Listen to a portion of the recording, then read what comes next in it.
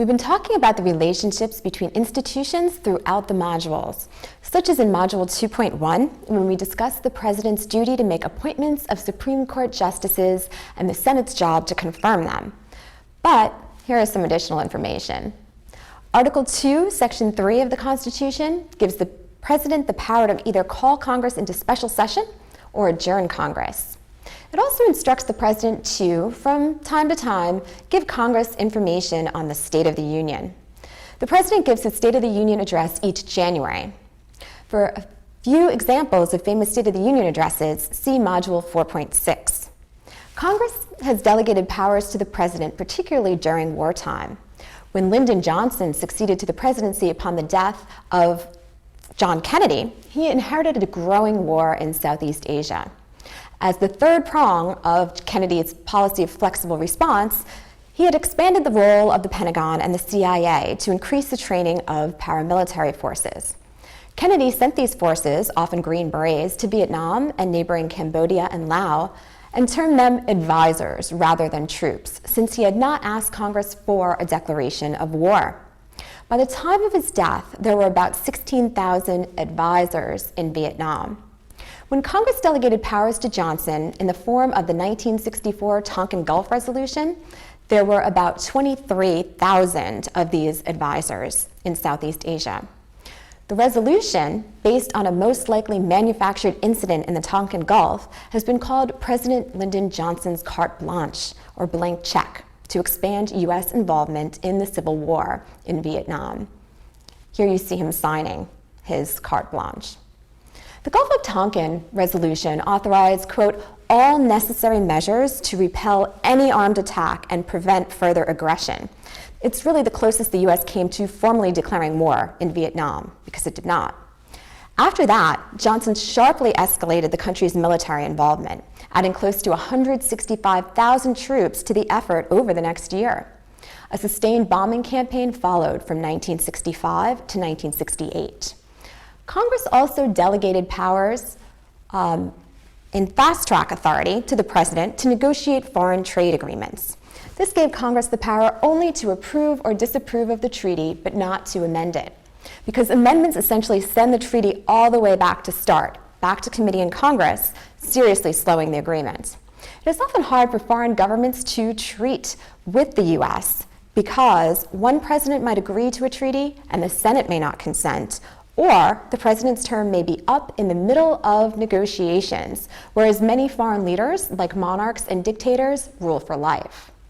The president has a chief of staff, a national security advisor, who provides him with regular briefings on military and intelligence matters, a council of economic advisors, as well as personnel to handle various policy issues and interact with the different parts of the United States government apparatus that handles those issues. For example, the White House Office of Legislative Affairs discusses legislative issues with members of Congress and at the same time keeps the president informed of legislative issues. The president also has speechwriters and a White House press secretary to manage the media. Now let's talk about the media, which is sometimes referred to as the fourth branch of government.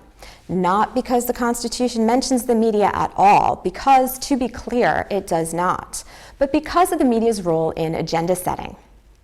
The ability of the media to define the importance of particular events and issues is called agenda setting, and we'll talk more about this in Module 4.6, the influence of public opinion on policymakers.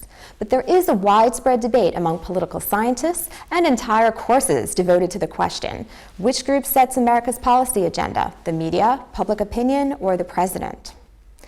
Generally, the president has an advantage over Congress in promoting policy by using the media through the bully pulpit, a platform by which the president can push his agenda to the public. The term was coined by President Theodore Roosevelt, and he meant that the presidency is a terrific platform from which the president can advocate an agenda. Presidents have often been able to mobilize public opinion in their favor in order to gain support for their agenda in Congress. This did not work when President Wilson went on a whistle-stop train tour around the country to promote the U.S.'s involvement in the League of Nations after World War I. Isolationists in the Senate failed to ratify the treaty anyway. But it did work In the 1930s, President Roosevelt used the new popular medium for communication at the time, the radio, in a series of fireside chats to win public support for his New Deal programs. Just as FDR was the first radio president, JFK was the first president to use the television to his advantage. In fact, it helped him win the presidency over Richard Nixon in the 1960 election by a narrow margin. Those that listened to the radio, listened to the debate on the radio, they thought that both of them had done a similar job, but maybe Nixon sounded a little bit more presidential. But those that watched on television believed Kennedy had won.